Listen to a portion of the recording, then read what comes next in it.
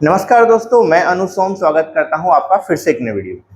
G20 सम्मेलन, आप सभी जानते हैं कि इस बार 18वें G20 सम्मेलन का आयोजन भारत में किया जा रहा है और ये सम्मेलन 9 से 10 सितंबर 2023 को नई दिल्ली में आयोजित किया जा रहा है।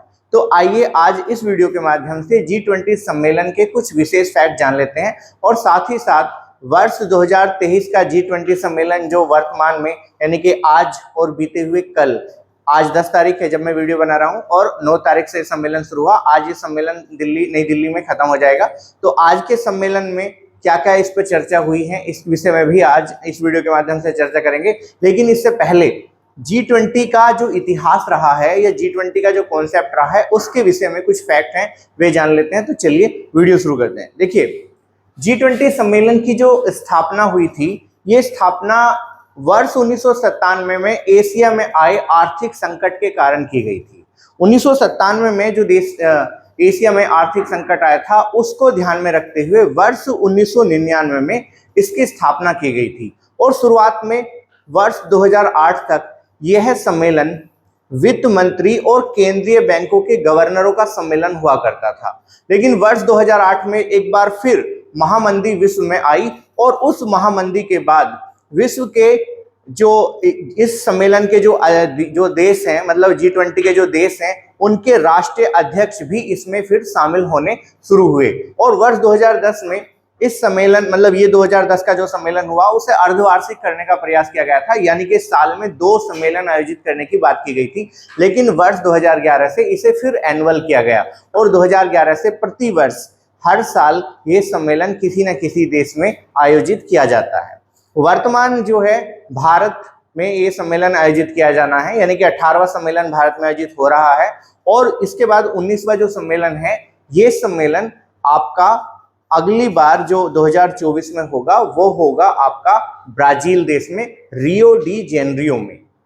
अब देखिए उसमें होता क्या है कि जिस समय सम्मेलन मान लिया जैसे क्या है, इस बार अगर मैं बात करूं तो भारत इस सम्मेलन की जो अध्यक्षता कर रहा है वो नवंबर 2022 से और 30 नवंबर 2023 तक करेगा, यानी कि भारत जो है पूरे 1 साल के लिए इसका अध्यक्ष बनेगा। और चूंकि 2023 में सम्मेलन भारत में हो ही रहा है, जब मैं आज बात कर रहा हूं आपसे तो आज ये सम्मेलन जो है नई दिल्ली में चल रहा है क्योंकि आज 10 तारीख है। तो नवंबर के महीने तक भारत की इसकी अध्यक्षता करेगा और इसके बाद इसकी अध्यक्षता ब्राजील के जो राष्ट्रीय अध्यक्ष हैं उन्हें सौंप दी जाएगी। तो ये जो सम्मेलन है, इस सम्मेलन में एक चीज और भी है, G20 का G20 जो सम्मेलन होता है, G20 का कोई हेड ऑफिस नहीं होता है। जैसे बहुत सारे जो संयुक्त राष्ट्र संघ के सदस्य हैं या संयुक्त राष्ट्र संघ के जो मेंबर बहुत सारे देशों में जो बने हुए हैं, उनके अलग अलग क्या होते हैं, जैसे बहुत से जो कहने का मेरा मतलब है कि बहुत से जो संगठन होते हैं उनके संगठन के अपने हेड ऑफिस होते हैं, लेकिन G20 सम्मेलन का कोई हेड ऑफिस नहीं है। जिस देश को इसकी अध्यक्षता सौंपी जाती है वही देश इसकी अध्यक्षता करता है और वही फिर इस सम्मेलन का क्या हो जाता है, एक तरीके से उसी देश में इस सम्मेलन का हेड ऑफिस स्थापित हो जाता है। इसका पर्टिकुलर कोई हेड ऑफिस वर्तमान में अभी तक नहीं स्थापित किया गया है। ठीक है, तो चलिए जानते हैं कि G20 सम्मेलन में क्या क्या खास बात है। देखिए, G20 सम्मेलन जैसे मैंने आपको बताया है कि इसकी स्थापना जो है 97 में एशियाई संकट आने के बाद हुई थी, लेकिन स्थापना हुई है 1999 में। तो स्थापना का जो वर्ष है 1999 में बर्लिन में इसकी स्थापना की गई थी। इसके बाद क्या है, औद्योगिक और विकासशील देशों का ये संगठन है, यानी कि इस संगठन में विश्व के जो पिछड़े देश हैं वे भी शामिल हैं और जो विकसित देश हैं वे भी शामिल हैं। अब इस संगठन में 19 देश शामिल हैं और वर्तमान 2023 में भारत के यशस्वी प्रधानमंत्री के द्वारा इसमें इस बार क्या हुआ, जो आपका अफ्रीकी संघ है उसको भी शामिल किया गया है। तो देखिए 19 देश शामिल हैं। 20वां जो देश 20, क्योंकि नाम तो इसका G20 है तो फिर 20 क्या हुआ, 20 का कॉन्सेप्ट ऐसा है कि इसमें यूरोपीय यूनियन भी शामिल है जिसे एक देश के रूप में मान्यता दी गई। हालांकि वो एक देश नहीं है, वो एक पूरा संगठन है। तो 19 देश और एक यूरोपीय संगठन को शामिल करने के बाद इसकी संख्या हो जाती है 20, जबकि अभी यानी कि 9 सितंबर 2023 को इसमें अफ्रीकी संघ को भी शामिल किया गया है।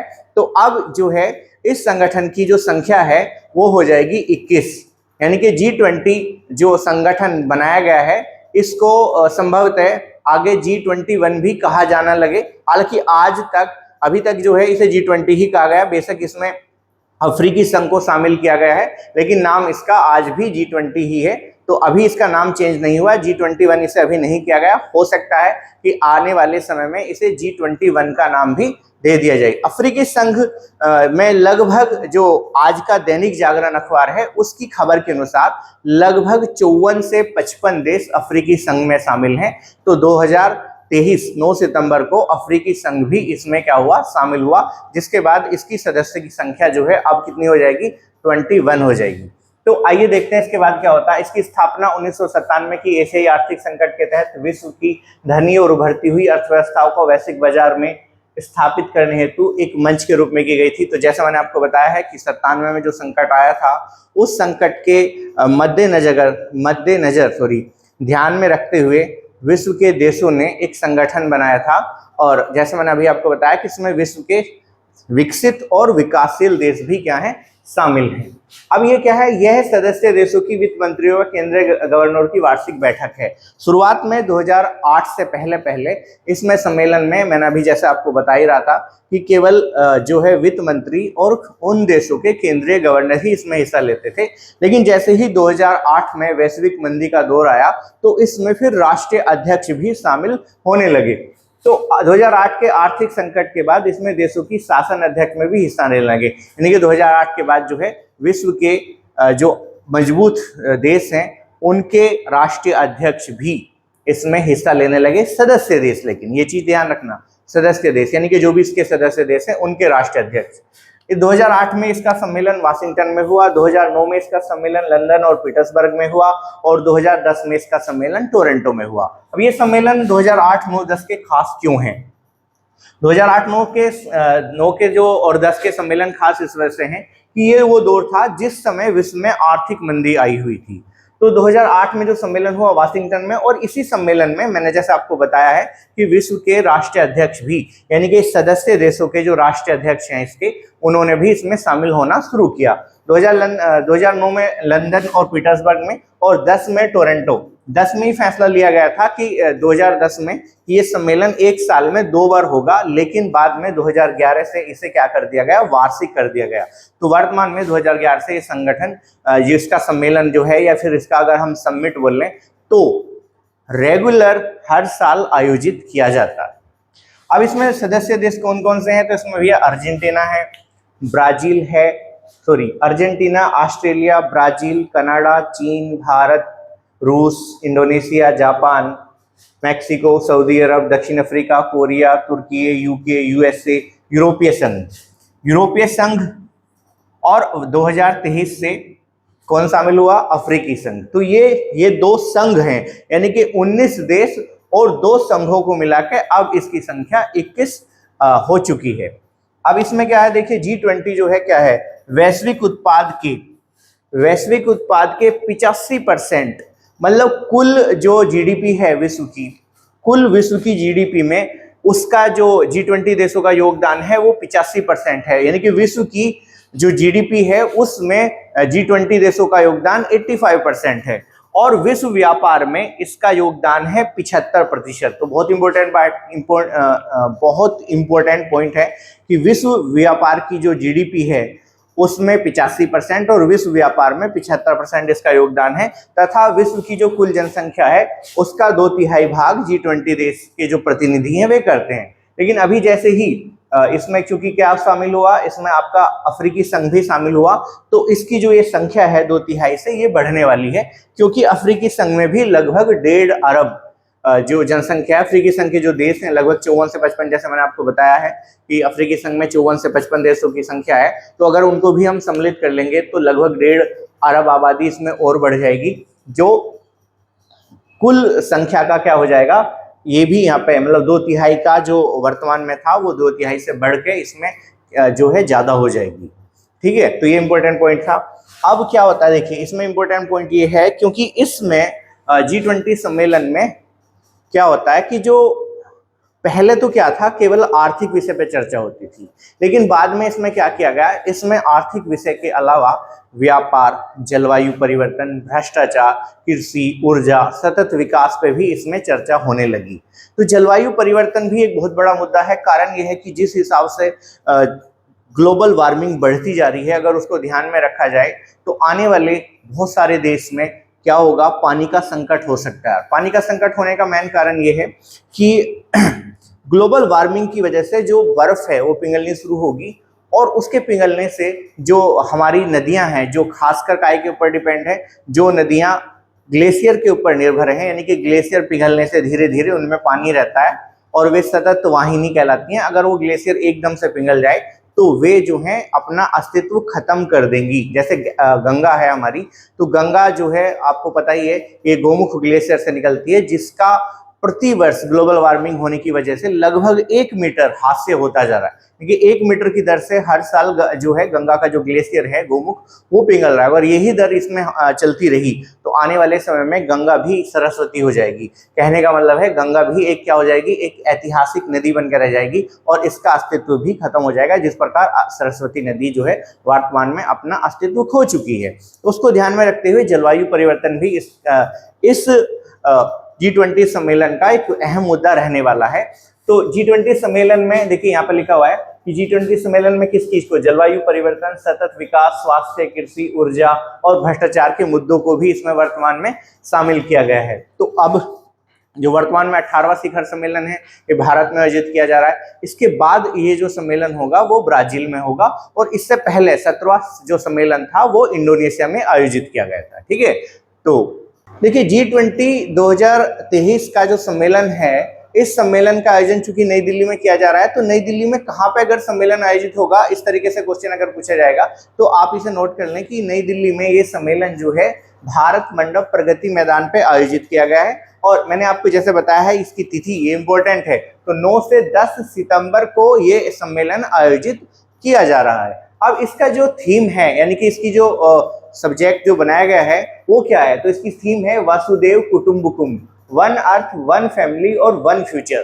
कल जो सम्मेलन हुआ था, कल सम्मेलन के पहले सत्र में वन अर्थ पे डिस्कस हुआ है, फिर दूसरे सत्र में जो लगभग 3 बजे के आसपास चला था, दूसरे सत्र में वन फैमिली पे चर्चा की गई थी। और आज जो सत्र होना है, आज के सत्र में पहले क्या होगा, सत्र के आयोजन के समय इसमें एक तो तय किया गया है कि जितने भी राष्ट्राध्यक्ष हैं वो महात्मा गांधी की जो समाधि है वहां पे जाके मतलब जो भी है पुष्प वगैरह चढ़ाएंगे।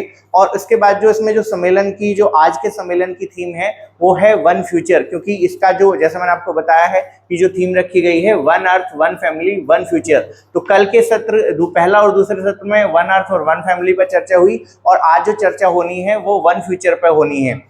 अब इसमें देखिए, इसके साथ साथ इम्पोर्टेंट है कि इस बार सम्मेलन में, क्योंकि भारत जो है सम्मेलन का आयोजन कर रहा है, तो भारत ने कुछ जो है क्या हुआ, अपने अतिथि देश भी बुलाए हैं। यानी कि भारत ने G20 में जितने G20 के जो सदस्य देश हैं उनके अलावा कुछ अतिथि भी इसमें बुलाए गए हैं। वे कौन कौन से हैं, तो अतिथि देशों में Bangladesh, Egypt, Mauritius, Netherland, Nigeria, Oman, Singapore, Spain और यूएई जैसे देश भी इसमें बुलाए गए हैं। तो ये आप पॉइंट आप अच्छे तरीके से नोट कर सकते हैं।